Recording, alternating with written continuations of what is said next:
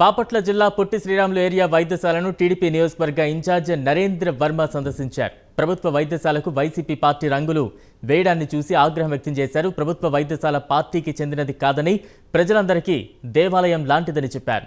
వైద్యశాలకు పార్టీ రంగులు వేయడం ఏంటని ప్రశ్నించారు. ఈ వైద్యశాలలో కనీస గైనకాలజిస్ట్ లేరు, అంబులెన్స్ సౌకర్యం లేదని ప్రజలు ఇబ్బందులు పడుతుంటే అధికారులు ఇవేవి పట్టించుకోకుండా రంగులు వేసుకోవడం సమంజసం కాదని అన్నారు. అంతేకాకుండా మొన్నటి దాకా ఇక్కడ గైనకాలజిస్ట్ లేరు, ఇప్పుడే గైనకాలజిస్ట్ను కొత్తగా పెట్టారంట. ఎవరన్నా కానుపుకు వస్తే మత్తు డాక్టర్ లేరు, గైనకాలజిస్ట్ లేరని మొన్నటి దాకా సమాధానం చెబితే కొంతమంది గుంటూరు, కొంతమంది పిట్లవానిపాలెం ఆసుపత్రులకు కూడా వెళ్ళి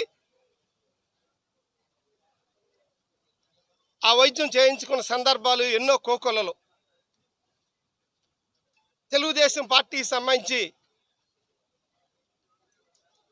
మహిళలు కూడా వచ్చి ఇక్కడ ఇవన్నీ గుర్తు చేసిన సందర్భాలు ఉన్నాయి.